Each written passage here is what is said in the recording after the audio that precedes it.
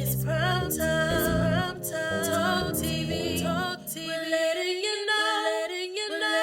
Hey, welcome back to the channel. It's your man Prime Time, and you already know you're on Prime Time Talk TV. And yeah, I'm back at you with another good video, and you already know the routine. Once you enter my house, wipe your feet off, hit the like button, hit the subscribe button, and smash the bell icon so you can be notified the next time I drop these next latest and greatest videos like these. For Prime Time.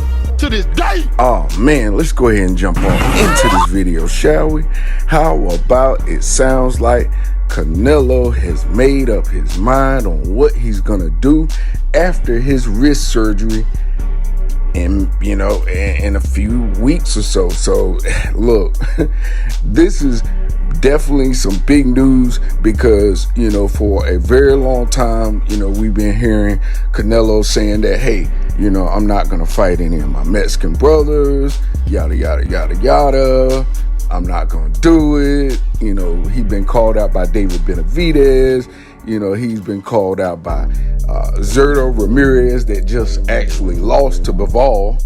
And before that, you remember Canelo had made a statement and said that, if Bivol was to win, he would entertain fighting Bivol again. But if Ramirez won, he won't gonna fight Ramirez. So it was almost like a Bivol has to win, and that's it. He has to win. So, of course, Bivol went in, and what did he do? He won. He beat Zurdo Ramirez. And, everybody thought Zurdo was a shoe-in because he was taller, he was bigger, had bigger reach, but he was too slow to beat Bivol. So with that, pushed out the way and aside now we have Canelo doing surgery on his wrist, repairing his wrist. He was saying that his wrist was hurting him fighting Bivol, but he was not going to make no excuses, nor he did. He did not.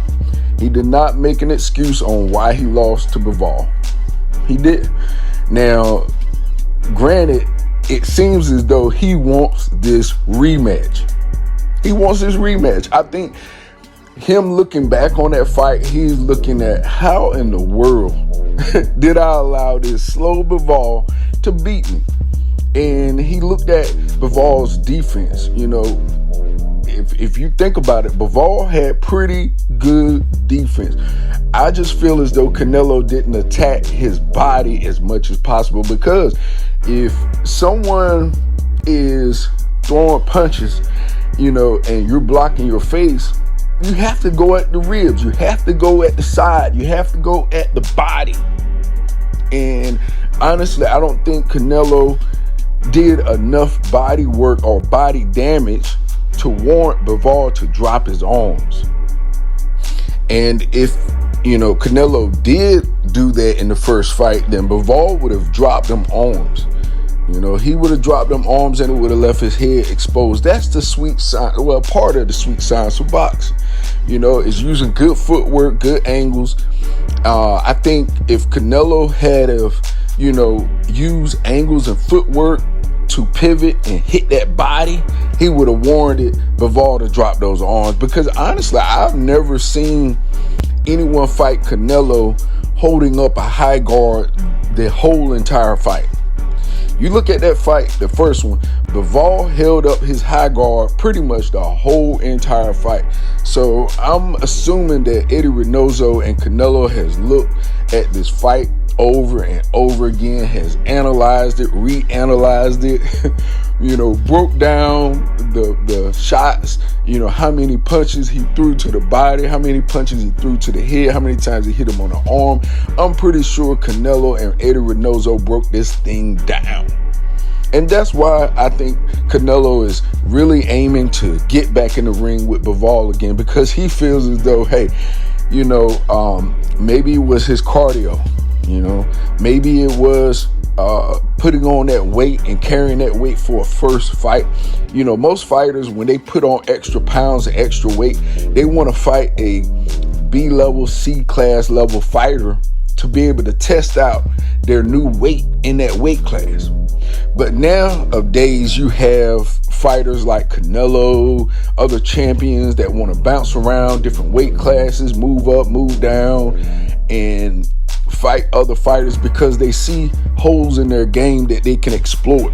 They feel as though, hey, this fighter is on my level, so hey, I can move up and take this fighter out. I can do things with this fighter that everybody else can't do. And Canelo had to have seen some success to even be speaking about fighting Bivol again.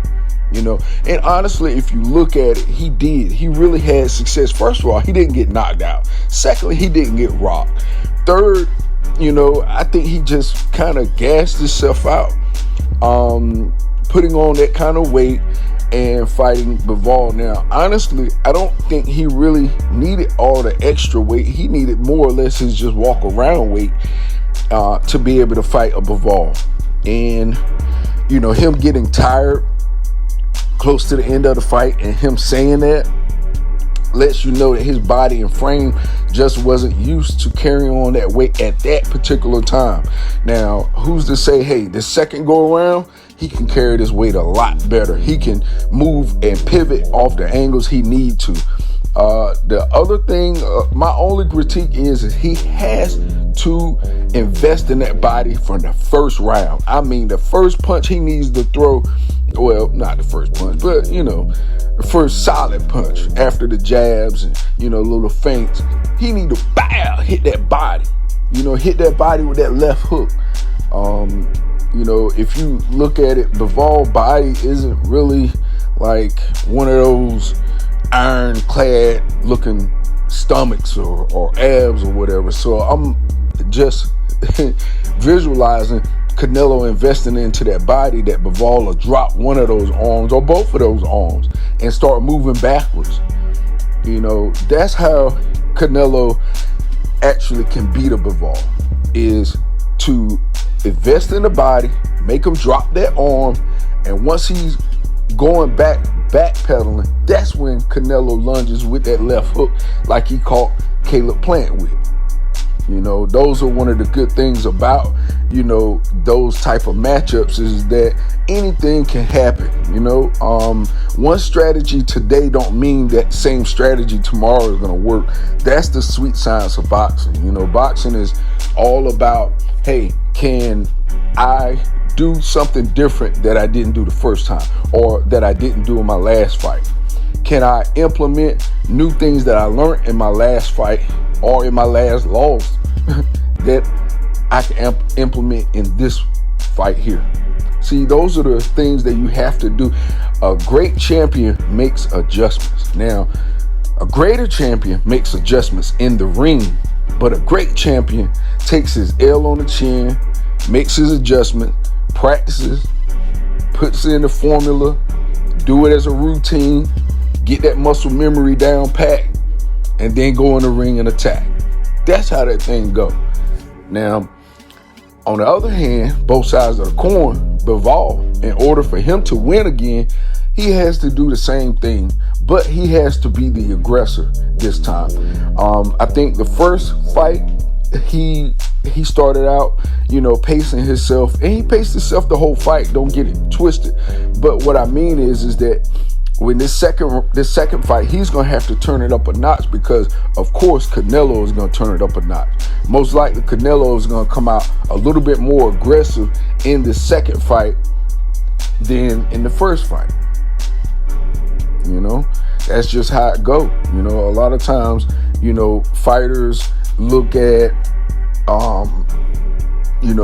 how I did in my previous fights and how will it measure up compared to this fighter here. Now, on a whole nother note, we got Caleb Plant versus David Benavidez. Now, if Plant beats David Benavidez, we already know it's going to be a part 2 to that. But if David Benavidez beats Caleb Plant, I'm not too sure that Canelo will fight a David Benavidez. Now, don't get it misconstrued. Canelo isn't afraid of no one at all. But Canelo has a certain strategy to his method of madness on who he chooses, when he chooses. Canelo is building legacy right now. Canelo is going after belts. Canelo is trying to be a multi-divisional weight class champion like the 8 division champion Manny Pacquiao. You know, it's so many other fighters that have moved up different divisions, but they have not became champions. And Canelo is trying to be the first, you know, Mexican-born champion that is in multi divisions of boxing. So, you know, right now he's the undisputed, you know, super middleweight champion. So, hey, you know, he's trying to go after this lightweight now. You know, and he got Bivol standing in his way.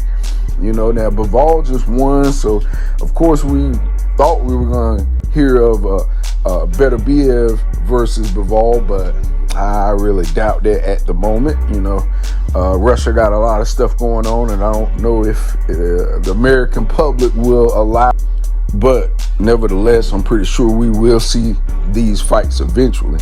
But right now, at the moment, we're looking at Canelo, you know, possibly returning back in May after a successful wrist surgery.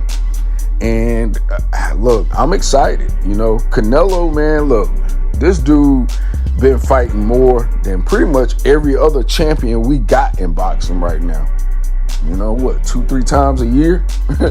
You know, shoot, hey, I give Canelo much respect for that. You feel me? For real, mucho respect. Because look, it ain't too many fighters out here that's willing to risk their name, their zeros attached to their wins and losses. It's not too many that's willing to risk that, you know. And granted, Canelo, you know, has lost before to Mayweather, but you got to look at it like this. He dared to be great. He fought one of the greatest boxers in our era. So until somebody else you like fights and beats Mayweather, you ain't got nothing to say. You know, didn't nobody beat Mayweather. It's no recipe on how to beat Mayweather. You know, maybe it's just father time. You know, that's pretty much how I see him getting his losses, father time. And as long as he keep fighting, eventually he'll catch an L. And somebody gonna get paid. But, you know, as far as what Canelo goes, he still is expanding his legacy.